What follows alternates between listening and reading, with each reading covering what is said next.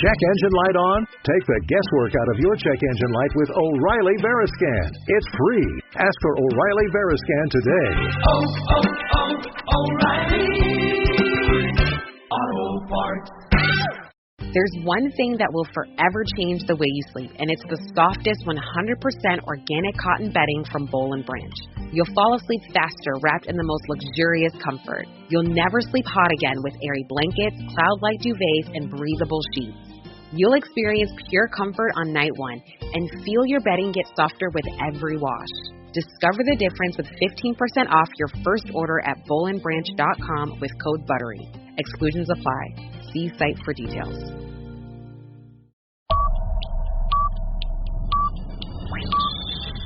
10, 9, 8, 7, 6, 5, 4, 3, 2, 1, 0. He manages to get it wide to Jacob Minter. Good job with the shot, and the Slough Jets have taken the lead on the power play. With 20 minutes with the shot force goal. No need for the save from Lorde, and Campbell finds himself in, and it's 3-1 to the Chelmsford Chieftains.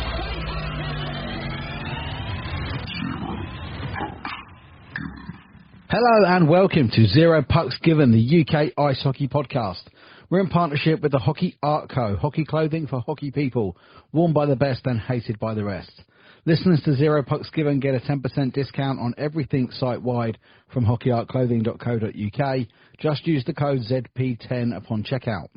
We're also in partnership with Manscaped, the globally recognised male grooming brand, with top-of-the-range products such as the Lawnmower, the Weed Whacker, the Beard Hugger and the Dome Shaver Pro. These products are really good. I use them myself. They're waterproof, so you can use them in the shower. They have ceramic blades, so no nicks and no cuts. Plus, super fast charging and an extra long run time make these the best wireless shavers on the market. You can get 20% off of everything from manscaped.com when you use the code ZeroPucks20. And finally, we are part of the Sports Social Podcast Network, the largest sport podcast network in Europe, boasting over 500 podcasts from more than 20 different sports. And we're thrilled that ZPG Ice Maidens and Zero Pucks Given are a part of it. Well, hello, welcome along. I'm Ben. This is episode 158. Welcome to Zero Pucks Given. This is going to be our little roundup episode of the action from the Britton Division this weekend. To start with, we've got a few milestones that were hit this weekend, some pretty impressive ones as well. We'll start on the south coast where Mr. Solent himself, Solent Devils player-manager Alex Murray, hit 400 games for Solent Devils. Congratulations, Muzzer. That's a really incredible achievement. Chasing him up a little bit further behind is Harry Cloutman. Big H has notched up 150 appearances for the Solent Devils, so congratulations to Harry as well. Heading into East London, and Donald Campbell has now made 173 appearances for the Romford Buccaneers, and that club, in whichever guise they've been in, he is now the record appearance holder with that amount of appearances, so congratulations to Donald for that. And then heading over to southwest London to Streatham, where James Warman has clocked up an impressive 300 games as a Red Hawk, so really, really great. So many fantastic milestones being hit this weekend. Well done, guys. We know how much commitment it takes to play the game at this level or any level really, so for you guys to be getting those sorts of appearance stats is absolutely mind-blowing, and my hat is off to you if it wasn't so cold in hit, but metaphorically it's off to you. We've got a little bit of news from the Dops. We thought we might see something after the Cardiff Fire Oxford Stars game last week. After the end of overtime, there was a pair of penalties, one to each side, for obscene gestures and misconduct and the like, to Bailey Hine-Pitcher and Morgan Pearsons. Bailey Hine-Pitcher has escaped any further punishment, but Morgan Parsons has received 2 games for unsportsmanlike conduct. So it was extra text of making obscene gestures or hand signals towards the bench and or support. So Morgan's going to miss a couple of games. He obviously missed the Sunday game with Slough, and he'll miss one next week as well. So we're going to run through those games then that took place this weekend, of course, coming off the back of the Cup final from last week, where we had a really, really busy week here. Obviously, over the weekend was really busy. I was at both games. I was providing commentary on Spaces on the Saturday night for the first leg, which was brilliant. If any club would like me to do that for you, absolutely get in touch because I really did thoroughly enjoy it. And it got quite a few people listening along as well that couldn't be in the building because both games were sold out. So it was a shame I couldn't do it on the Sunday, but we'll cross that bridge if we ever come to it. And of course, we had 2 massive episodes come out last week as well. The Wayne Box episode, the Slough Jets equipment manager, some great feedback from that, particularly from Slough as well. So yeah, that was really, really good. They have offered as well to do something really, really lovely for me next year, which I've accepted, and we'll hold that one and we'll keep that until we reveal that early next season. And then, of course, we had the girls at the rink on. The girls had a really busy weekend. If you've been following them on social media, they went to the Manchester Storm Belfast Giants game on Friday, and then they were the game sponsors for D-side against Hull on Sunday night.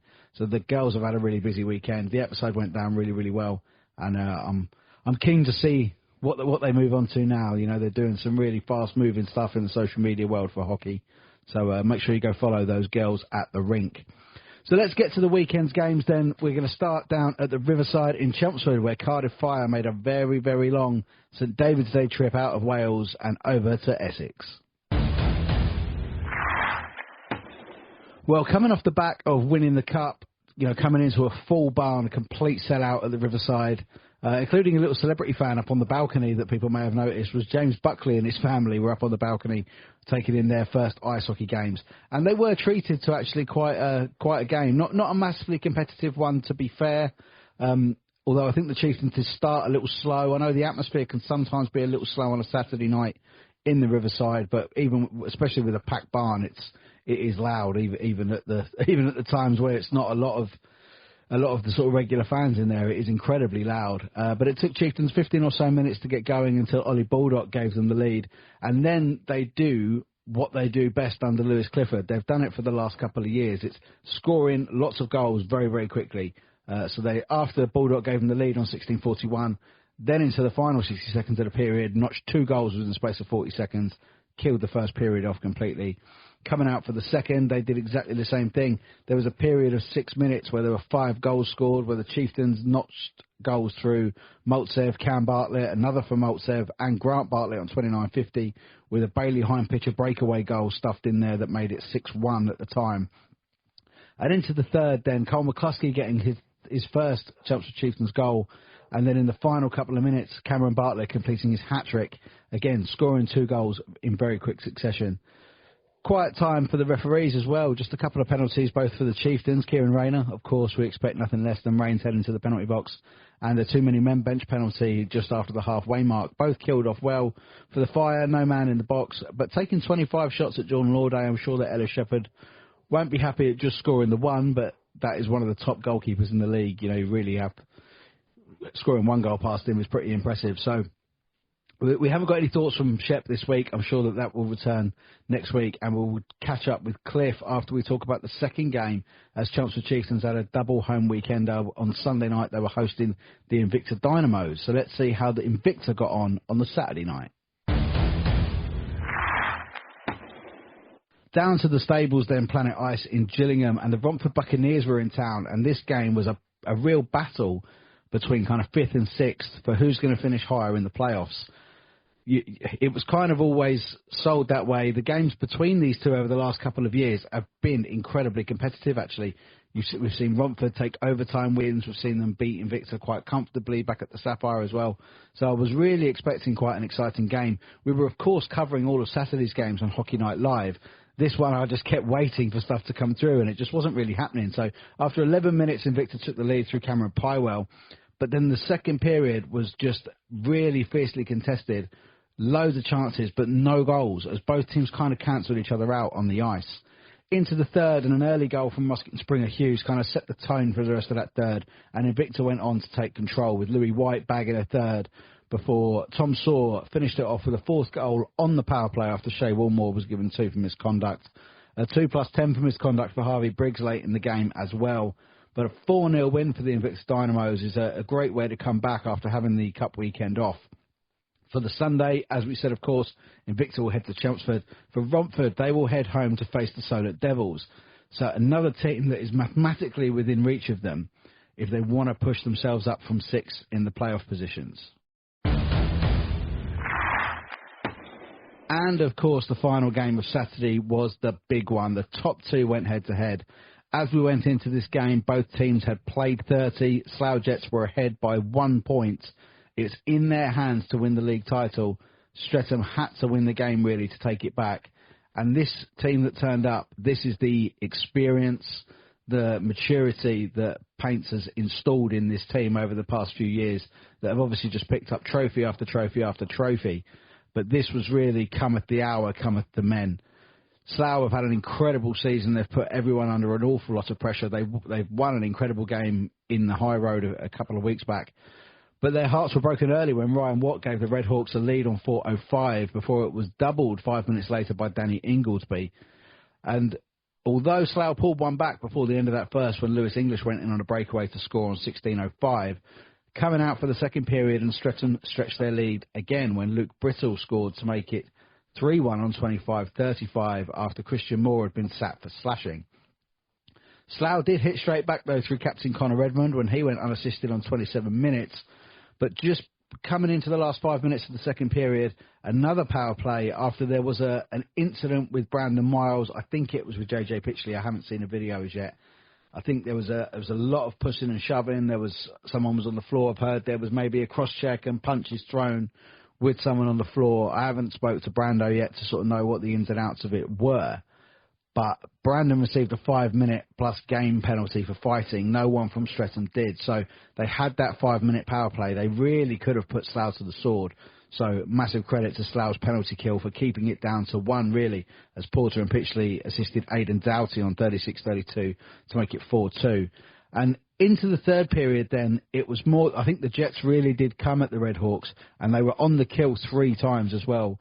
And I'm going to mention that word again, maturity. It really just showed that level of experience and maturity this Red Hawks side have got, and it's why they've won trophy after trophy over the last 4 or 5 years.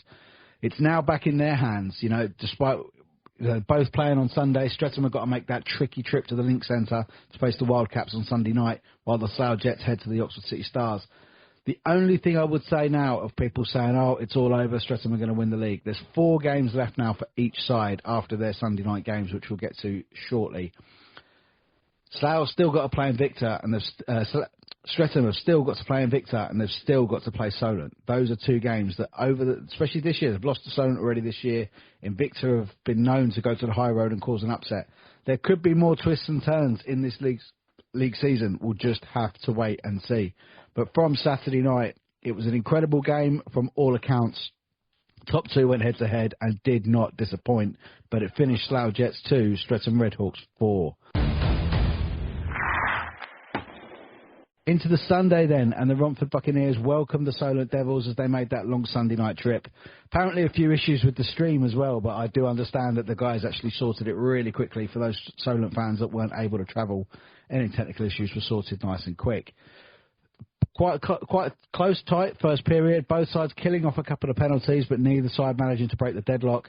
As we came out for the second period, Louis Allen put the Romford Buccaneers ahead nice and early, but biting straight back was the Solent Devils when Buckle and Sutton assisted Kane Russell to equalise on 25-31, before Harry Harcup went on his own on 32-48 to put the Devils in front. Into the third period then, with the lead only at 2-1, you would imagine that this was going to be an incredibly nervy start. The next goal was always going to be vital, and the next goal came from the Devils, and it came really early, just a minute and 10 into that third period, and Alex Murray celebrated his 400th appearance for the Solent Devils by netting the third goal on 41-10. Through that end of that period, some penalty kills from the Solent Devils, which I'm sure they will be happy that they did really well, and then coming to right towards the end of the game, they managed to get the 4th goal as Liam Coleman, assisted by Kane Russell and Alex Murray, managed to score a power play goal right at the end of the game after Mark Pitts and Tom Wilson had both gone in for roughing. They were quickly joined by Harvey Briggs for high sticking, and with the man advantage, the Solent Devils went ahead and made it 4-1, giving them a road win and 3 points that will pretty much keep them in 4th place. There's going to need to be collapses, I think, from other teams around each other in that sort of 6th, 5th, 4th and 3rd. It's going to need to be really big collapses for those teams to move around now. But after having a couple of games against the teams around them and not getting any points from it, I'm sure that Jason Buckman was still impressed with his side hustle. Yeah, 2 disappointing results at the weekend. In Invicta Saturday, felt like we had 6 or 7 grade A chances and didn't put the puck in the net. I think we score a couple of goals there. I think the game is a lot tighter towards the end. Sunday, pretty much the same story. Really limited Solent to very few shots, to be honest. Hit the post and crossbar 3 times ourselves. Just the story of not being clinical enough, and it's something we've got to work on, and we're going to need to be clinical in the next few weeks going into playoffs. And after the disappointment of losing the cup final, getting back on the horse with 3 points on the road, let's hear from Solent Devils player coach Alex Murray. So tonight was our first game back after the cup final weekend. Had yesterday off, so it was a away trip to Romford tonight. And yeah, it was a strange game really. We sort of remained pretty much at full strength with the team, and that gives us some good depth and some competition for places. But we kind of set our minds now gearing up for playoffs and looking at different teams and where we might end up in our path. And it's a bit strange to start forward planning like that with so many games to go. So I think we're basically where we are. But tonight was a great chance to look at a team that we potentially may play, try some combinations. They had a pretty strong top unit eventually when they put Briggs, Husker and Huggett together. And they controlled lots of the game, credit to them. In the first period in particular, I was not best pleased at our performance. But, mindful that we tried some new line combinations today, different to the cup final, which was different to what we've played most of the year. And I think it's just about trying to see which line combination matches best against other teams. And you could be, you could almost be, I don't know what the word is, but you could be almost be ignorant about the opposition and just play what you want to do. But I think in the latter stages of the playoffs, and probably in the first round for us, given we're going to be finishing 4th, you've got to respect who they've got, and you've got to be mindful, and you've got to potentially come up with some plans for that. So, yeah, tonight was one of those opportunities to have a look at some different combinations, as I said, and Romford came out of the blocks much better than us, and we were a bit flat. And I think the goal that they scored, albeit a complete catastrophe for us in terms of complete control of the puck to a giveaway, to a goal out of nothing, really kind of got us awake. Kane scored a lovely goal to even it up pretty quickly, and then Triple H with a wonderful breakaway goal. And going into the third 2-1 up, it was a bit better than where we probably could have been. Aaron played really well in goal as usual. And yeah, in the third, I think our experience maybe just told a little bit, and we were a bit more solid in defence. We killed off some big power plays, 5-on-4, 5-on-3. I was really impressed with our penalty kill tonight. I think we shut them out on the power play, and they had several for some strange reason with some of the calls. And yeah, I think myself and Liam in the third got some important goals to see us through there. But overall, a little bit disappointed at the start of the game, but understanding that we were trying some new combos. Ultimately happy to get a win against Romford, and they're a really tough team to play against. So, yeah, we now go into next weekend, Oxford, Milton Keynes, where we need to make sure that we get guys clicking. We need to make sure that we get some points on the board. And we are just really gearing up for those playoff places, those playoff games, and trying to get the best combinations we can find. So, yeah, overall happy, really happy with our penalty kill. Power play was okay tonight. Overall gameplay, Romford probably, have come away from that game feeling like they maybe deserve something better, and I think that's a fair reflection. But ultimately, we were able to dig deep and pick up the 3 points, and we now move forward. Into the Sunday night at the Riverside, and the Invicta Dynamos were in town as both teams lined up opposite each other. In all honesty, the game never really looked like it was in any real danger of going the way of the away side. The home side looked incredibly controlled from the very first puck drop. Took the lead relatively early when Lauday and Maltsev assisted Sam Russell to finish from close range on 6:19, and then notched the second really quickly, as they've had a habit of doing, through Cameron Bartlett. Into the second, and a fantastic goal right at the start of the second period as Ollie Baldock and Cam Bartlett worked the puck beautifully over the offensive blue line, and Grant Bartlett smashed it in the near side top corner from the high slot just to the right-hand side near the circle. Really, really fantastic goal. Invicta pulled one back. A good little breakaway, actually, as Connolly released Laming, and his shot was blocked by Lauday, sent out to the side where Ollie Brodiman managed to finish it. But going into the third period, again, the Chieftains scored early when Pickering set Maltsev down the left, and his little pass across the crease was tapped in by Matt Lauday at the far post. Invicta did keep a bit of pressure up, actually, until a minute after that goal, they managed to score another as Mads Doon. As the puck was cut back from behind the goal, he was in the right place at the right time and finished top shelf to give Invicta a slight chance. But as I said, it never really seemed like it was in any danger of causing the Chieftains any problems. So quite a few penalties in the game. I'm sure that Lewis Clifford won't be overly happy with how many times some of his players went to the box. Fairly good tilt between Callum Wells and Sam Oliver as well, if you can find that on social media. That was a fairly good one. But after his side had a little bit of an up and down weekend, let's hear from Invicta Dynamo's head coach, Cole Lennon. We had the sad news this week within our club of one of our junior players losing their mother, and of course we all know in hockey just how important our parents are to us being able to do what we love. And I was incredibly proud of how the Invicta family came together in support of him, and it was of course an added incentive and motivation for us on Saturday to put some love back towards him and his family, to make sure that he felt at least we were competing to the right level. It was quite fitting that we had our junior showcase on Saturday at home against Romford, where they had a small game between the period breaks, and they joined us on the ice before the game for a minute silence, and of course that was immaculately held, and thank you for that. But on top of that, it was incredibly moving to have the juniors with us on that day, and like I said, it was an obligation for us to make sure we put in a strong performance, and I think the boys did exactly that. They were dialed in physically and mentally from the start. And, whilst I think the performance was a little scrappy in places, generally speaking, the boys did everything within their power to get the job done. And, of course, we've not had great results against Romford this year, and they have performed well against, all the teams in this division so far.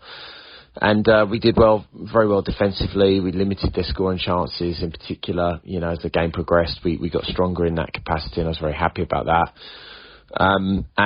We took our chances when they did come, and I think we were good for our win, and 4-0 was a great win for us on the night. I'm particularly glad about how we shut them down offensively. And of course, it's probably one result that, in light also of their result on Sunday against Solent, that probably secures us, or at least helps us get towards that fifth spot for the playoffs. Fifth spot in the league for the playoff placing, and then of course we went into Sunday's game, on the run of a number of wins, and that was form that we were very happy about, and we were incredibly sloppy in the first period against Chelmsford. We really did not play well at all, and I don't know how many times we passed to each other, but I felt like we passed to them more than we did each other. And ultimately, you can't do that against good sides. We got punished, and we found ourselves 2-0 down. I think we could have been down by more after the first. We didn't really get going until the second period, where I think halfway through, really, Sam Oliver put in a really good hit and had his scrap with Wells, and sort of sparked some life into us, which we needed. And off the back of that, we picked up a goal, and we knew then that the next goal would be vital, and it had to be us. And unfortunately, it wasn't. It was another one from Chelmsford in the third, and of course, we got another one on the scoreboard. But I think from our side, we were second best on the night to almost everything, and that's not good enough, and it's something that is incredibly frustrating, because I felt like coming into the game we had the right intention and the right motivation, and at least again a bit of form behind us. But that's the way it is. You have to be at your best when you play the better teams in this division, and on Sunday night we weren't. So we have an incredibly difficult weekend ahead of us against Streatham and at home on Sunday, and then before that against Slough on Saturday in their barn. And of course they both have a lot to play for in these closing weeks of the season, and they can rest assured that we will on both nights bring our own focus to make sure we're competitive on both days. So we'll have another solid week of practice and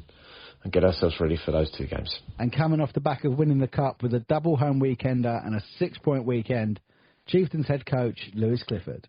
Yeah, good weekend for us this weekend. Went in with a couple of objectives, being 6 points and get everybody ice time really, and I think we achieved both of those as best we could. Saturday's game against Cardiff had a bit of a strange start to it. There was horrendous traffic on the M25. A couple of our players got there quite late, but also the Cardiff team, I think there was only 5 of them in the room. I walked into their room about 10 minutes before warm-up was due, and there was 5 or 6 players in there. And then as I sort of walked out, the rest of them were coming up the fire escape. Then they just were getting on the ice for warm-up in sort of drips and drabs. So it's tough for them to start a game like that. And we've all done it at some point here. It's never easy to do that. So fair play to them for getting on the ice so quick and getting the game started on time. The game, it was a little one-sided, to be honest. If it finished 10-1, I don't think that really shows a completely true reflection of the game. I think it was only 2-0 after the first period. It took us a while to get going in that game. I think maybe it was a little bit of a come down from the previous weekend. Obviously last time we were on home ice we were lifting a trophy, and this had a very, very different vibe to it. I don't know if it was anything to do with that, but yeah, it did take us a while to get going, but we did go through the gears, and we got to where we needed to be, and ultimately end up with a 10-1 win, which was you cannot ask for any more than that. So fair play to the boys. We know it's going to be a different game when we travel down there on Saturday this week. It always is against Cardiff. They're all, as long as I've been playing, coaching, anything in these kind of leagues, it's Cardiff home, Cardiff away are always two very different things. So we know we're going to have to play better on Saturday, but we'll deal with that when we get to it. On Sunday, our final meeting of the season with Invicta. We've gone 3-0 with Invicta so far this season, and obviously we wanted to keep that streak going. There is an outside chance that we could play Invicta in the first round of the playoffs. I don't know that's going to be the case. It would require Romford, obviously leapfrogging them in the table. But obviously knowing that we might play them, it's our final chance to sort of put a stake in the ground and feel them out really for one more time before, it's been a while since we played them. And I felt that we were kind of in control the whole game. It ended up 5-2 win, which actually against a team like Invicta, if you look at their lineup, they've got really good players throughout their lineup. They're not. I think sometimes their league position kind of sort of tells a different story to what they actually are, and they gave us a good game, and we were in control, I felt, but it was always sort of on a knife edge. We got into a little bit of penalty trouble, nothing major, but more than I would have liked and more than we should be getting into. But 5-2, we got some contributions across the lineup, which was lovely to see. Kids got some ice time, which was great. And just all in all, a successful weekend for us. I felt like it was a bit of a kind of potential banana skin weekend with, like I said, it being the week after the Cup, and the boys came through it really, really well, so hats off to the boys and thanks for their efforts this weekend. So we turned our attention this weekend to, like I said, Cardiff away Saturday, and then we return home on Sunday to play Romford, who again, a bit like Invicta, we haven't played them for ages. We played them twice early in the season, one away, one in overtime, one at home. We beat them, but they were quite short that night from what I remember. So it'll be interesting over the next couple of weekends to see how they've changed and it sort of evolved throughout the season. So big weekend for us again. As we draw towards the end of the regular season, we just want to keep winning and be in good habits when the playoffs come around. So thanks to everyone who supported us this weekend. I know it can be tough, 2 home games in one weekend, especially if you've got a family and buying 2 family tickets, it can be a bit much, but I think the ring was pretty much full both nights, if not full. So thank you very much for everyone who turned out. Cheers to the Invicta boys, and good luck for the rest of the way if we don't see you again. And thanks to the Cardiff guys who made that horrible journey, and we'll do the reverse this weekend and see you down in Wales on Saturday. Into the Sunday as the Slough Jets made the trip up the M40 to face the Oxford City Stars, and they went ahead early when Juha Lindgren scored, assisted by Moore and Goodchild. And they never really sort of carried on with that pressure. Oxford were defending really resolutely and kept the score down to 1-0. Into the second as well, they kept it fairly low scoring until the 35th minute, and then the Slough Jets went a little bit mad in front of goal with Seb Moore, Ed Cave Humphrey and Lewis English all getting on the score sheet within the space of 2 minutes. And into the third, Slough did exactly the same thing. The shorter bench of Oxford, because of their youth team having a game as well that day, their legs started to sort of suffer in the third period, and Slough really, really went to town with goals from Seb Moore, Alex Rossum, Ollie Hemmings-Mayer, Christian Moore grabbing 2 at the end as well. Slough kind of put the result from the last night behind them. They know they're going to need favours now if they're going to push on and win the league, but they're just going to start doing, I think, all that they can do, and all that they can do is keep winning games. As long as they keep doing that, if Streatham manage to slip up, they'll be there and waiting, I'm sure. So after getting that disappointment of Saturday night, Sunday night's performance and result was absolutely perfect for them. As I said, Oxford slightly shorter bench than they would have liked, and I'm sure that their head coach, Mark Saunders, was more than impressed with their opening half hour's play. Another single home game fixture this weekend for the City Stars as we welcome the Slough Jets into the Oxbens for the last time this season. Disappointing to be so short bench this weekend. Obviously the 18s had a fixture that clashed with ours, and 18s were short of numbers, so all our youngsters had to go to play that fixture over in Haringey. So they acquitted themselves well over there from what I understand from Simon Beer, who's spent a lot of the time on the bench of us this season, but it left us incredibly short on Sunday. So we took a run at Slough with a couple of injuries as well. 11 skaters all in all. I thought the boys did what they could. I thought for 2 periods we were okay. We skated. We did what we could to execute the system to try and nullify their offensive threat. Undoubtedly they're a very high power offensive team, and Ross Miller was stellar in net again. Managed to get Kayla Paul some ice time at the end of the game. I think she got 12 minutes or so in there, so that's good experience all round. And as I've said in these games previously in the season, this is a benchmark of where we want to get to, and you can take it as a lesson in the season, and you have to kind of sit back and watch a team that is undoubtedly positions in the league don't lie, and that team is a good team, and we had to kind of do what we could to nullify the team throughout. But I think the third period the boys had acquitted themselves so well that the fatigue set in, and you play under that much pressure for 60 minutes, it's going to tell over time. And obviously Slough went out convincing winners on the night, but we've got 3 fixtures left, 3 games that we need to get something out of.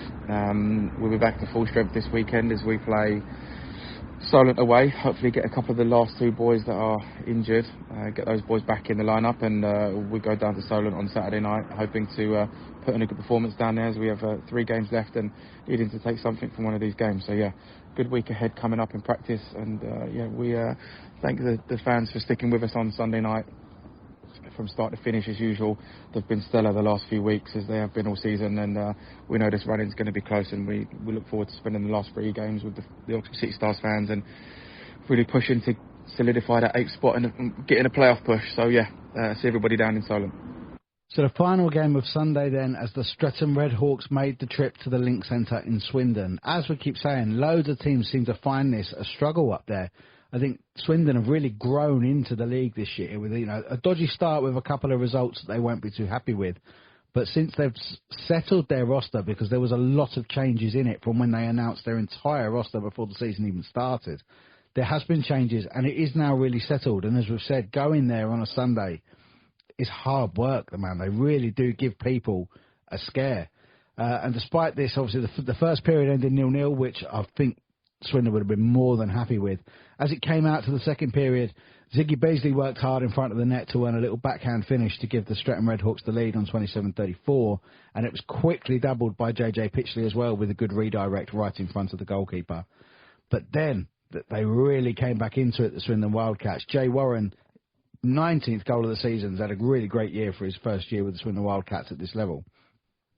33-22, he made it 2-1. A couple of minutes later, Ben Nethersell, short-handed on a breakaway, managed to get it level for the Swindon Wildcats. And then when they're back to full strength on 38 flat, Tom Ashmore gave them the lead. So going into that third period with a 3-2 lead, I'm sure that they would have been absolutely buzzing. And again, I think this is when Ben Painter would have had to call on that experience and that maturity in his Red Hawk side to say, look, let's go back to basics and let's do this the right way. As they came out for the third period, after getting a few plays going, JJ Pitchley did equalise on 46-24 to bring the Red Hawks level. And that's when, again, maturity stepped in. And after Cal Forsey took a tripping penalty, they worked their power play really well. And Danny Ingoldsby made it 4-3 on 48-53 with a power play goal. Swindon pulled the netty right at the end in an attempt to force overtime. But when Jordan Gregory poked the puck forward and Danny Ingoldsby chased it down all the way to the goal, he made sure by tapping it over the line and then bowing in celebration, as that's a pretty important 3 points for the Red Hawks, because that's one of those games that after beating Slough and getting ahead of them in the league, that's that game, that first potential banana skin. Obviously, there's 2 more to come with the likes of Solent Devils and Invicta Dynamos. That's where they could trip up. But this is where I think that squad that's got that experience of winning all those trophies and has grown together as a team, they will have enough mentally to deal with it, but we wait and see. So after a pretty good evening for the Swindon Wildcats, I'm sure that Ken Forsey was more than happy with his boys' performance. Yeah, I loved our effort again. I mean, the one thing about our team, week in, week out, our compete level's there every week. I thought we had them tonight. We played a great second period, came back from being 2 goals down, took the lead 3-2. We did a lot of real good things out there tonight. Questionable penalty against us, and they score on the power play for the winning goal. So a little frustrating, but we just got to keep taking the positives. We continue to go in the right direction. Like I say, the compete level's there every week, and hopefully we'll catch them at the right time in the playoffs. But that's what we're shooting for. We want to finish strong this next month, keep our game going in the right direction, and be as strong as possible for our playoff games. And after gaining a 6-point weekend, probably the most important 6-point weekend of the season so far, Streatham Redhawks player coach Ben Painter. Yeah, we go into this weekend with 2 very difficult away games in my mind. So we play Slough on Saturday, top of the table sort of clash, and obviously we go away to Swindon on the Sunday, which is definitely a difficult fixture. So we go into Slough trailing by 2 points in the league at the time. So we knew it was a must-win game with only 6 games left to go, and we knew that it was a game that we have to win it. Otherwise, we're basically sort of putting ourselves out of the running for the league. So, it was great to get the result. Obviously, a 4-2 win on the night, and ultimately, I think that was a 4-2 win that was deserved. I had a good feeling from the start. I think as soon as I got to the rink and got to the changing room, I had a feeling that we were confident. I don't think there was any arrogance or cockiness, but there was a calm feeling, a confident feeling, a feeling that everyone knew what we had to do and how we had to play. And that was just confirmed to me in warm-up when sort of everyone was skating well. There was lots of jump. Everyone was really focused, and there was just a feeling that we knew what the job was, and we were just going to get it done. I think in the past when we play Slough, we've always been sort of talking about how we have to weather the storm, make sure that we get through the first 5 minutes. We know they come hard and fast, especially in their rink, and it's a case of get through that first 5 minutes, and then build from there. But I don't think that was the case in this game at all. I think we dictated the first 5 minutes of that game. I think we were physical in the right areas. We were disciplined defensively. We were winning our battles. We were on our toes. We were winning 50-50 pucks, which is something that I know Slough pride themselves in their game, and we dictated the first 5 minutes, and I think really that set the tone for the rest of the game. I think that built confidence in us, and I think that maybe put Slough on the back foot a little bit. And I was really pleased with how we managed our emotions, especially in like a busy building like that and away from home with obviously the pressure of the night. And you can tell that we've got some experience in our room and how we dealt with those situations. So yeah, I was really pleased. I think it was a deserved win. I think we had large spells of possession. I think in the past we've normally we've maybe gone into play Slough, and they've kind of had the lion's share of the possession, and offense has been relentless, and we've kind of focused defensively on being really good and get a couple of goals and grind the win out. But I don't think that was the narrative on Saturday night. I think we were the better team. I think we definitely dictated large parts of the game, stifled any offense they did have, really contained them. Obviously Milts had a great game in net, and ultimately I do believe we were the better team on the night and got it done. Tweaked some things about our game. Obviously, we know that Slough are very good in the power play. They scored a lot of power play goals against us this year.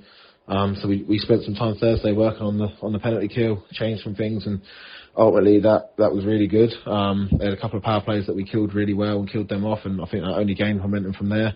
And then the other end, our power play was very good. I think we scored 2 power play goals on the night. So special teams winning us the game, really. Obviously 5-on-5 we were very good and very dominant. But I think if you go back maybe 3 months, I think it's a different story. Our power play wasn't doing much, and obviously we conceding power play goals against was never, as happened in the last couple of games against Slough as well. So it's really good to flip the script on that. And yeah, I think it was a great performance from everyone. It took everyone. We all bought into how we wanted to play, and ultimately got the job done. So, and then we move on to Swindon on the Sunday, which I think Swindon are a very good team. They're definitely a team that can cause upsets. They've proved that this year, and I think we struggle against them at times. The way they play, they're very good at clogging up the middle of the ice, very good at sort of taking away the house and the high slot and making it difficult. I think we had like 17 shots in the first period, but everything was all from the outside. There was not a single shot from in the house. So shows the system they play, and I think ultimately we were maybe a little bit tired from the night before. And then I think that from being a bit tired and Swindon really clogging it up and making it difficult for us, I think we got frustrated and lost our way a little bit.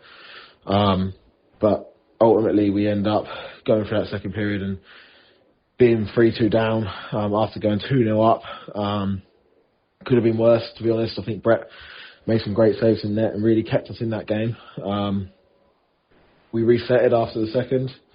And again, backed up against the walls, got it done. We had a great third period, stuck with it. Couple of really good individual efforts, but ultimately, yeah, another result and another 3 points. So 6-point weekend, 4 games to go. Big weekend for us, and we just keep looking game at a time. And we travel to Invicta next week, which again, really hard away game. So yeah, we're enjoying our hockey at the moment and enjoying the pressure of what is at the top of the table at the moment. So yeah, game by game. Wow, so what an incredible weekend of hockey. You know, not that many games. As I said, we were covering Saturday night, we were doing Hockey Night Live, so we were covering all the games in the National League, North 1, South 1, and then what details we could get from North 2 and South 2. So it wasn't as busy as it was last time we did it. So we were kind of looking around for a lot of details, and there was some games that faced off quite late. But we managed to keep up to date fully with the Slough versus Streatham Redhawks game and some really incredible games in the National League as well. But coming out from that brilliant weekend of Britton Division hockey, let's have a look at the stars of the week.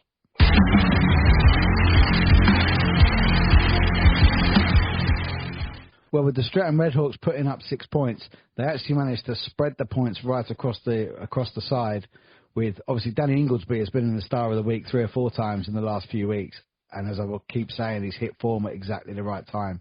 But this week there's 3 players in there who, especially the first one, Christian Moore, two goals, 2 assists over a weekend where he played really, really well.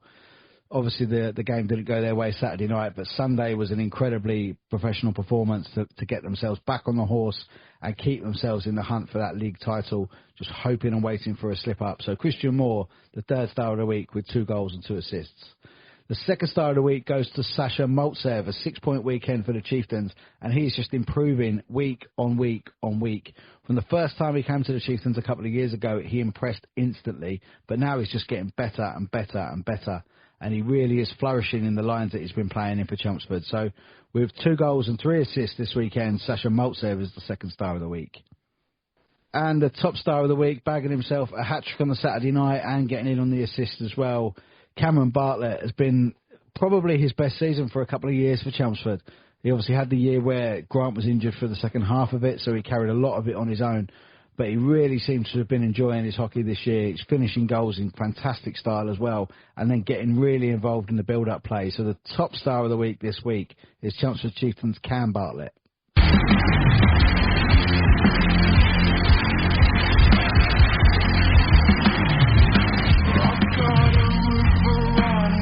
So after those results, let's have a look at the Britton Division table, because there obviously has been one big change. Sitting at the top now, Streatham Redhawks played 32, won 27, 2 overtime wins, no overtime losses, and just those 3 defeats. One coming at home to the Slough Jets, the other 2 on the road, 1 to the Devils and 1 to the Chieftains. But 222 goals in 32 games is a fantastic scoring record from the Streatham Redhawks. So they have 85 points, and their max now is 97 with those 4 games left. In second place then, also played 32, won 26, 2 overtime wins, 1 overtime loss and 3 defeats. It's 83 points for the Slough Jets. Of course, that's 2 points behind. They're going to need a slip-up. We'll just have to wait and see. In third, with 5 games remaining now in their season, is the Chelmsford Chieftains. They've played 31, won 22, 1 overtime win, 3 overtime losses and 5 defeats. 193 goals as well, so second in the goal-scoring tallies. And they have 71 points. Of course, there is a game there that I'm not entirely sure is actually even going to get done. They were supposed to travel to the Milton Keynes Thunder, the Chieftains, on the 22nd of February, which was, of course, the Cup final weekend, and try and squeeze that game in. I can see that getting given as a 0-0 draw, in all honesty. In fourth place, the Solent Devils, they've also played 31, but they've won 19, 1 overtime win, 1 overtime loss, and 10 defeats, so twice as many defeats as the Chieftains. They find themselves 11 points back. This is where the gaps and the disparities are starting to appear in the table. The top 2 are out there on their own. They're going to fight for that league title. And then I think Chelmsford are going to finish third. I think in those 5 games, I can't see it changing too much. And then the Invicta Dynamos in 5th. They've played 32. They've won 15, 2 overtime wins, 2 overtime losses, and 13 defeats, 51 points. So 11 points back from the Solent Devils, having played a game more. So I think that's where Invicta will finish. But just behind them, they've got 1 game in hand, so they can bring it within 4 points, the Romford Buccaneers. They've played 31, won 13, 2 overtime wins, 1 overtime loss, 15 defeats. 44 points for the Romford Buccaneers. So it's good. They're going to need Invicta to slip up if they're going to move up. If they don't move up, of course, we're going to get an Essex derby in the playoffs, which is going to be absolutely fantastic. And that will mean that the 2 sides play each other 4 times in March as well. So they're going to be sick of the sight of each other. Into 7th, then, the Swindon Wildcats. They've played 33. They've won 11, 2 overtime wins, 2 overtime losses, and 18 defeats. They've got 39 points. And then it's a big 18-point drop down to the 8th place team. Cardiff Fire have now played 32. They've only got one game in hand on the Oxford City Stars, and they are only 1 point ahead. So Oxford are going to keep battling, trying to get that playoff position to get themselves into the quarterfinals. Of course, the only thing is if you finish 8th, you have to play the team that win the league. So it does damage your chances ever so slightly. So Cardiff then in 8th, played 32, won 6, 3 overtime losses and 23 defeats, 21 points. Oxford City Stars in 9th, they've played 33, they've won 5, 2 overtime wins, 1 overtime loss and 25 defeats. They have 20 points. And then at the bottom, had a weekend off this weekend, the Milton Keynes Thunder. They played 31, won 1, 30 defeats. They have 3 points. So let's have a little look at the fixtures for next week in the Britton Division then. 5 p.m, Saturday, 8th of March at the Planet Ice in Gosport. Solent Devils versus Oxford City Stars. Oxford need to start picking up points if they're going to jump over Cardiff in that playoff run-in. That's a pretty hard place to go and do it. 6:30 p.m. at the Hangar. Massive game. Slough Jets, Invicta Dynamo. Slough obviously just need to keep winning and hope that things go their way. So the Invicta Dynamos are surely going to prove a tough task for them on a Saturday night. And then 7 p.m. at the Vindico Arena. The return from this Saturday's game as Chelmsford Chieftains make their final trip to Cardiff for the season to play the Fire at the Vindico Arena for a 7 p.m. face-off on Saturday the 8th. On to Sunday the 9th. There's one of these potential banana skins for the Streatham Redhawks. 5:45 club face-off. They travel to the Invicta Dynamos. 6 p.m. at the Riverside for the Essex Derby. Also Chelmsford Chieftains charity game. They host the Romford Buccaneers at 6 p.m. at the Riverside. 6:30 at the Link Centre. Massive derby. So in the Wildcats Cardiff Fire. That's going to be a fantastic game. And then Solent make that long trip up to Milton Keynes for the late Sunday night face-off. 6:45 at the Thunderdome, Milton Keynes Thunder versus Solent Devils. Well, thank you so much for tuning in to the Roundup episode. Apologies, it's a little bit late. Work is getting incredibly busy at the moment. Massive thanks to the coaches for sending in their thoughts. I really do appreciate your time, gentlemen. As I've always said, I know it's not a media obligation. They literally just do it out of the goodness of their hearts. And as I said, Shep wasn't able to get some in this week, but I'm sure he will be back next week as the Cardiff Fire have a double header. Once more, thank you so much for listening. Later this week, we've got an episode coming up with Cambridge Kodiaks, Claire Ledbury. So we're going to be catching up with letters and everything that's going on with the Kodiaks. Had a fantastic unbeaten year last year and then only lost out in the playoff finals to the Caledonia Steel Queens. This year they're going just as well. They're unbeaten again. So really fantastic stuff going on in Cambridge. Thank you so much for listening. I'll catch you next time.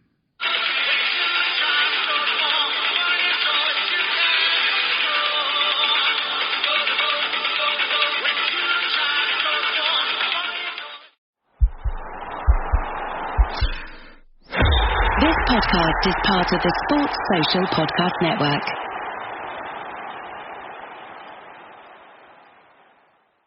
For the ones who get it done, the most important part is the one you need now. And the best partner is the one who can deliver. That's why millions of maintenance and repair pros trust Grainger. Because we have professional-grade supplies for every industry, even hard-to-find products. And we have same-day pickup and next-day delivery on most orders. But most importantly, we have an unwavering commitment to help keep you up and running. Call, click Grainger.com, or just stop by. Grainger, for the ones who get it done.